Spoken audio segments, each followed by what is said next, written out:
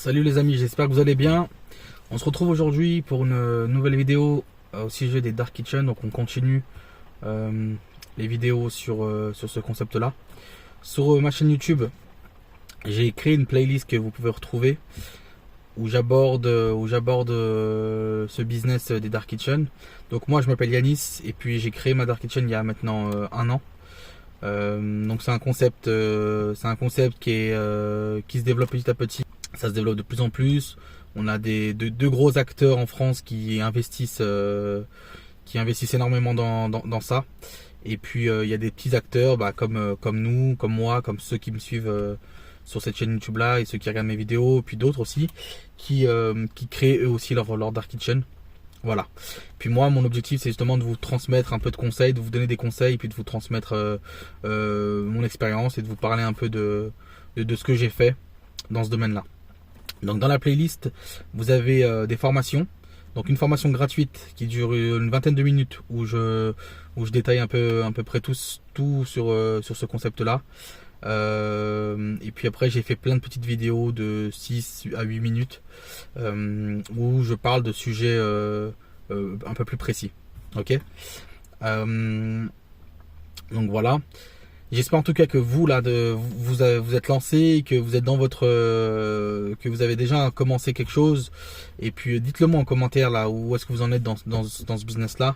Ou bien si juste voilà c'est un business que vous ne connaissez pas encore, vous êtes encore en train de vous renseigner et puis de faire vos recherches. Donc vous me dites et puis ça m'intéresse.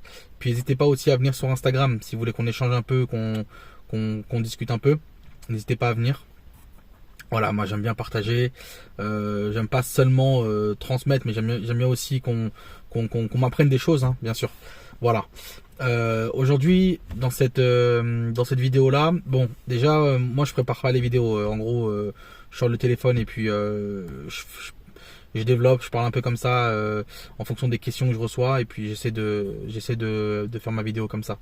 Il n'y a rien qui est préparé, donc ça se peut que je me répète ou que j'ai des bugs, mais voilà, je prépare pas les vidéos parce que j'ai pas le temps. J'ai pas le temps et puis voilà. Mais voilà, pas besoin. De toute manière, pas besoin.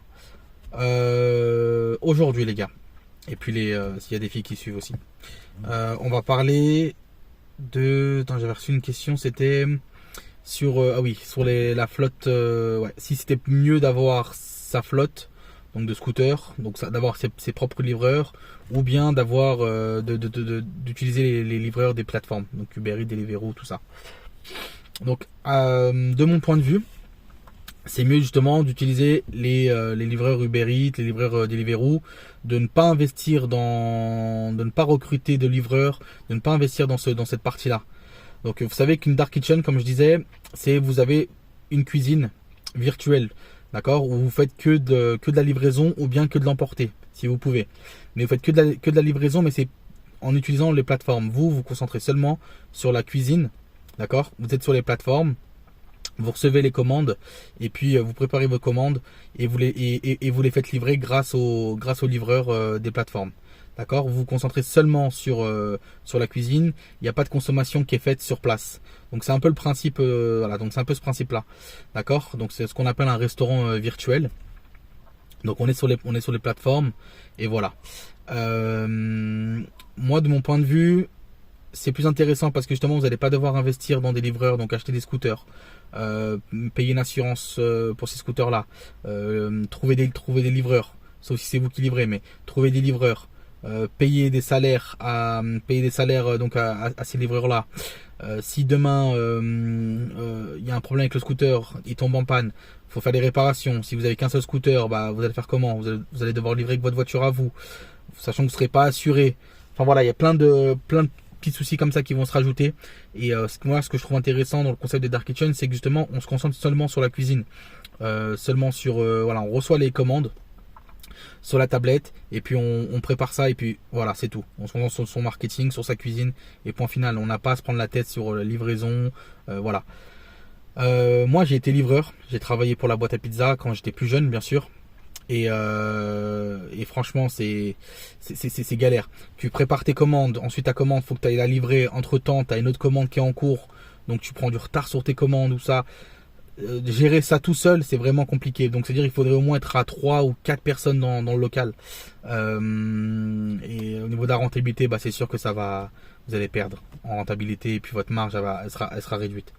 Donc voilà. Donc pour moi, c'est plus intéressant d'utiliser tous les outils que mettent à disposition les plateformes. Après, ils prennent 30% entre 20 et 30% de commission. C'est aussi pour ça, c'est que ils mettent en place un système de livreurs, ils mettent en place le système de map ou de tracker où on peut suivre les livreurs où est-ce qu'ils sont, quel livreur nous a été attribué, il y a un système de comptabilité, enfin il y a plein de trucs comme ça. La tablette avec ils mettent en connexion les clients avec notre restaurant, ils nous font le marketing, ils nous font la pub. Donc il y a plein de choses comme ça. Donc pour moi, c'est vrai que voilà, il y a 20 à 30% de commission, mais je trouve que ça va, c'est justifié. Après, si vous arrivez à faire vos prix, à négocier vos tarifs avec vos fournisseurs et à avoir une bonne marge, donc tout ça, ça se fait en amont. Voilà. Donc vous allez vous y retrouver. Donc voilà, pour moi, c'est plus intéressant d'utiliser les livreurs des plateformes pour les questions que je vous ai énoncées. Pour les raisons que je vous ai énoncées là. Ensuite, donc voilà. Donc ça c'était pour répondre à cette question-là que j'avais reçue. Vous dites-moi en commentaire si vous trouvez que les 20% c'est abusé de la part des plateformes ou si vous trouvez que ça reste très intéressant. Ou dites-moi un peu ce que vous en pensez. Ou si vous préférez avoir votre propre flotte de livreurs. Vous me dites. Et aussi je voulais vous parler. Donc on entend souvent parler d'Uber Eats, enfin des plateformes, il y a Uber Eats, Deliveroo, Glovo, Just Eat, tout ça. Mais il faut savoir qu'il y a maintenant il y a des indépendants, des personnes qui se lancent aussi, qui ont créé leurs propres applications. Et qui créent leurs propres applications dans des villes, par exemple, où Uber Eats n'y est pas, ou Deliveroo n'est pas, dans des petites villes. Mais aussi dans des grandes villes où justement Uber Eats et Deliveroo sont présents. Il y a aussi des personnes qui vont créer leurs applications. Moi je trouve que c'est intéressant. Donc pourquoi pas essayer aussi de créer des partenariats avec ces petites applications-là, ces petits sites qui arrivent aussi doucement dans les villes. Ça va vous faire plus de visibilité, d'accord. Et puis vous serez plus à même de pouvoir négocier avec eux aussi les commissions, étant donné que c'est des petites sociétés, des petites structures qui débutent. Donc ça peut être intéressant pour vous et ça peut être que bénéfique pour vous et pour eux. Ça va leur apporter des nouveaux clients, donc vous. Et pour vous, ça va vous apporter une visibilité sur leurs applications et également aussi des commandes supplémentaires. Donc renseignez-vous sur ça. Je sais que ça se fait de plus en plus. Il y a de plus en plus de personnes qui essaient de concurrencer Uber Eats et Deliveroo, chose qui est très bien. Parce que faut pas qu'ils aient le monopole, parce que s'ils ont le monopole, ils vont commencer à faire n'importe quoi. Et puis ils vont commencer à augmenter leurs commissions et puis jouer avec nous. Donc je trouve que c'est bien qu'il y ait un peu de concurrence. Donc regardez un peu dans votre ville où est-ce que vous vous trouvez. Moi je sais que dans ma région, je sais que ça se fait de plus en plus. Donc il y a des petites structures qui apparaissent. Donc pourquoi pas bosser avec eux, à voir. C'est des choses qu'il faut réfléchir. C'est des choses auxquelles il faut réfléchir. Donc voilà. Dites-moi en commentaire ce que vous pensez.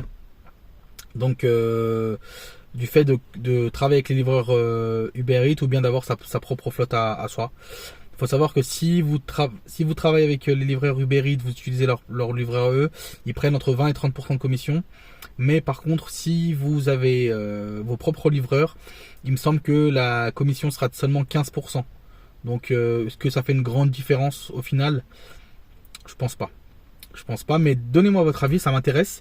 Et puis n'hésitez pas aussi à venir sur Instagram si vous avez des questions, si vous voulez qu'on échange un peu, qu'on discute. Voilà, moi j'aime bien transmettre de la valeur et partager, mais j'aime bien aussi en retour apprendre. Donc voilà, n'hésitez pas à venir et puis on discute de tout ça et puis voilà. Prenez soin de vous et à très vite, j'espère, pour une prochaine vidéo. Ciao.